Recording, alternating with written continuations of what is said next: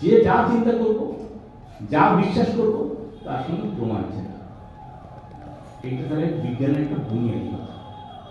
এই বুনিয়াদী কথাটাকে যে একেবারে চিন্তার ক্ষেত্রে আত্মস্থ করেছে, তার মানে যাই মাথায় আসুক না কেন, আগে ভাবতে হবে যে এর প্রমাণ আছে কি। এইটা দ্বিতীয় দিকটা কি? দ্বিতীয় দিকটা হচ্ছে যে আমাদের মানে এই এই যে প্রসেসটা বললাম অবজেক্টিভিটি, এটা এখন বিজ্ঞানের ক্ষেত্রে এত মানে সলিডলি ঢুকে আছে যে মানে এইটা হচ্ছে একেবারে বিজ্ঞানের হলমার্ক। এইটা না হলে হয় না। আমি একটা এক্সাম্পল দিচ্ছি। এখানে কোন ডাক্তার আছেন? আছেন? ওই অন্তত একজন পাওয়া গেছে যে ক্ষেত্রে আমার কথাগুলো হয়তো সাউন্ড করবে। যে সময়টাতে করোনা এসেছিল, আপনারা দেখেছেন কি বাজারে একটা ওষুধ এসেছিল, তার নাম হচ্ছে করোনি। এসেছিল, হ্যাঁ, পতঞ্জলি কোম্পানি তৈরি করে বাজারে প্রচুর টাকা রোজগার করে নিয়ে গেছে। সকলের মনে একটা ভয় ছিল মরে যাবো। যারা কিনেছে তারা কি ওইটা ভেবেছে প্রমাণ কি? প্রমাণ কি? কেউ কি প্রমাণ করেছে এটা কি কাজ হয়? অথবা এর প্রমাণ কিভাবে হয়? যদি মনে করুন সত্যি সত্যি কোনো একটা কোম্পানি অনেস্টলি এরকম একটা ওষুধকে বাজারে আনতে চাইতো, তাহলে কি করবে? এইটা যে কোনো কারণেও আমাদের শিক্ষা ব্যবস্থার মধ্যে একল পড়ানো হয় না, আমাদের স্কুলে পড়ানো হয় না বলে। যারা একমাত্র ওইগুলোকে নিয়ে চর্চা করেন তারা অবশ্যই জানেন, কিন্তু পড়ানো হয় বলে জানি। মনে করুন আপনার মনে হলো যে অমুক জিনিসটা হচ্ছে করোনার প্রতিষেধক। তার মানে কি করোনা হলে কি ভাইরাস একটা ঢুকেছে, তার ভাইরাসটা কনসেন্ট্রেশন আমার যে নাক থেকে যে এটা নেওয়া হতো, কি বলে স্পেসটা নেওয়া হতো না, হ্যাঁ সব নেওয়া হতো, তার মধ্যে কতটা আছে সেটা মাপলেই পাওয়া যাবে। খালি ব্যাপারটা এরকম যে একজনকে বললাম করোনা বলছে, সব নিয়ে দেখা গেল আছে, এবার তাকে খাইয়ে দিলাম, কমে গেল, ব্যাস সেটা হচ্ছে আমার ওষুধ। বলা যায় কি না?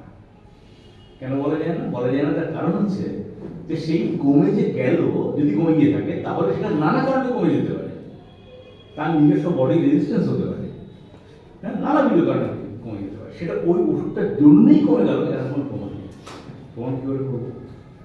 প্রমাণ করতে গেলে যে প্রসেসটা নিতে হয় সেটা হচ্ছে, ধরুন একটা হাসপাতালে গেলে অন্তত সখানেক সদেরেক সদুয়েক ওই পেশেন্ট পাওয়া যাবে, ওই রোগের পেশেন্ট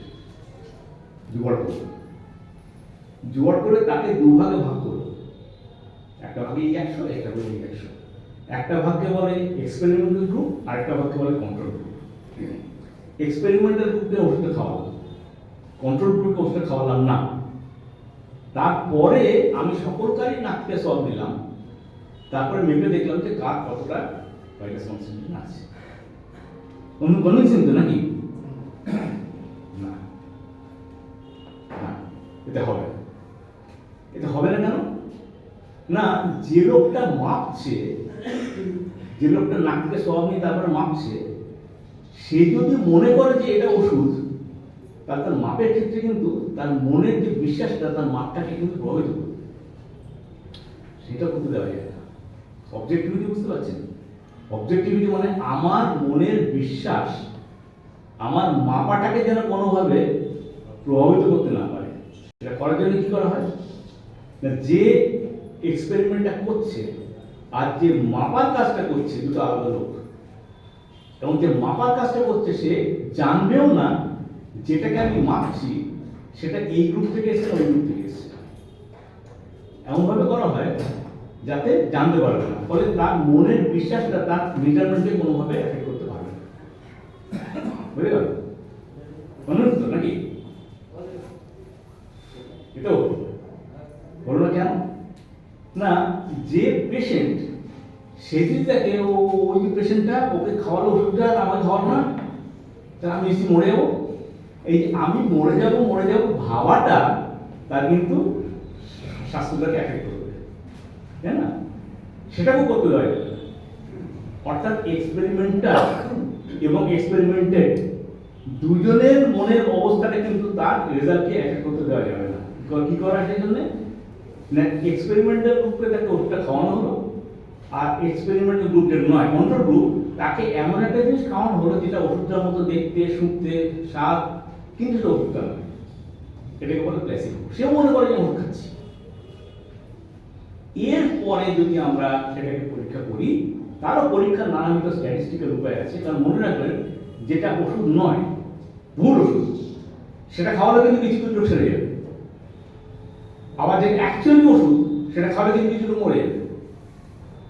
হ্যাঁ, ফলে এইগুলো থেকে কিছু প্রমাণ হয় না, একমাত্র স্ট্যাটিস্টিক্যাল টেস্ট থেকে প্রমাণ হয়। এই করে যখন স্ট্যাটিস্টিক্যাল টেস্টগুলো দিয়ে করা হয়, করার মাধ্যমে যদি দেখা যায় যে আমি একটা ডেফিনিট কনফিডেন্সলি বলতে পারছি যে যে রেজাল্টটা আমি পেলাম ওই রেজাল্টটা র্যান্ডম ক্যালকুলেশন থেকে হবে না, তখন আমি বলতে পারি যে হ্যাঁ এটা ওষুধ। বুঝতে পারছেন তার প্রসেসটা কি?